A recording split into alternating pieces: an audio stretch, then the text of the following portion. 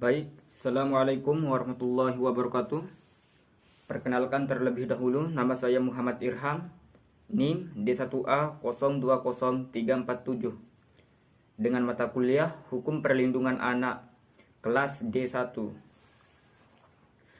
Dalam mata kuliah ini diampu oleh dosen pengampu yakni Joni Konja SHMH, dan di sini saya mengambil tema yakni dengan bentuk-bentuk pekerjaan yang dilarang untuk anak. Baik, yang pertama, definisi pekerja untuk anak. Definisi pekerja untuk anak ini adalah pekerjaan yang dilakukan anak, dan tidak semua anak yang bekerja yang disebut pekerja anak. Definisi pekerja anak yang positif adalah pekerjaan yang tidak mempengaruhi kesehatan dan perkembangan pribadi atau mengganggu sekolah mereka. Maksudnya, pekerjaan anak yang positif adalah yang tidak mengganggu waktu belajar mereka atau tidak mengganggu waktu sekolah mereka. Kemudian di sini ada dua pekerjaan anak yang positif dan negatif. Pekerjaan anak yang positif yaitu membantu orang tua dengan pekerjaan rumah, kemudian membantu bisnis dalam keluarga, mendapatkan uang saku di luar jam sekolah dan selama libur sekolah. Maksudnya, jadi jenis contoh pekerjaan anak positif ini adalah yang berkontribusi pada perkembangan anak dan kesejahteraan keluarga mereka. Jadi bisa kita bilang contoh pekerjaan anak positif ini adalah yang tidak mengganggu jam sekolah, mengajar, atau aktivitas-aktivitas untuk belajarnya mereka. Jadi contoh pekerja positif ini adalah seperti membantu kedua orang tua, urusan bisnis dalam rumah tangganya, dan lain-lain. Yang kedua, contoh pekerja anak negatif, di mana dalam contoh ini didefinisikan sebagai pekerjaan yang tidak merampas kanak-kanak. Maksudnya pekerjaan yang mengambil waktu belajar untuk anak-anak, seperti contoh pekerjaan sejenisnya menjadi buruh atau menjual di toko-toko dari jam 6 sampai jam 5 sore misalkan.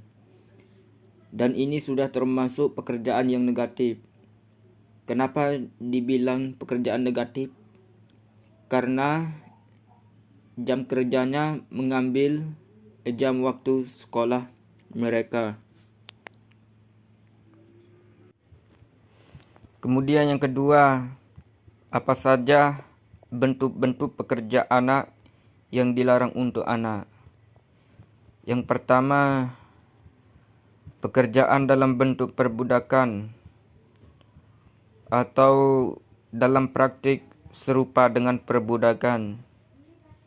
Contoh seperti penjualan dan perdagangan anak, ijon dan perbudakan, serta paksa atau wajib, termasuk perekrutan paksa atau mewajibkan anak untuk digunakan dalam konflik bersenjata.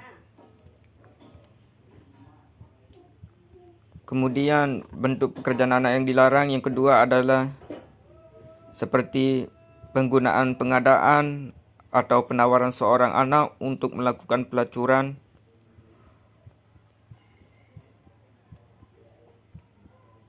yang kedua produksi pornografi atau pertunjukan pornografi. Kemudian bentuk yang ketiga, pekerjaan yang dilakukan untuk anak seperti pengadaan atau penawaran seorang anak untuk kegiatan terlarang, khususnya untuk produksi dan perdagangan obat-obatan sebagai didefinisikan dalam perjanjian internasional yang relevan. Contoh pekerjaan anak yang dilarang yang ketiga ini adalah seperti menjual obat-obatan, minuman keras yang memabukkan. Dan ini pekerjaan yang dilarang untuk anak. Kemudian yang keempat adalah contoh pekerjaan anak yang dilarang, yaitu pekerjaan yang menurut sifatnya atau keadaan di mana pekerjaan itu dilakukan kemungkinan besar dapat membahayakan kesehatan atau keselamatan moral anak. Kemudian bagian ketiga, ada juga jenis-jenis pekerjaan yang membahayakan kesehatan anak. Contohnya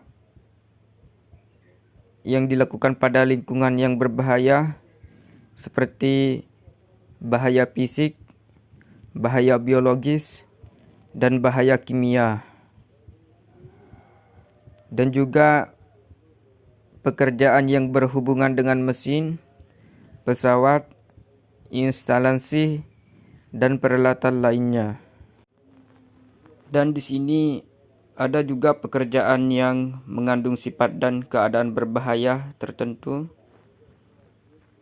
seperti pekerjaan kontribusi bangunan, jembatan irigasi atau jalan,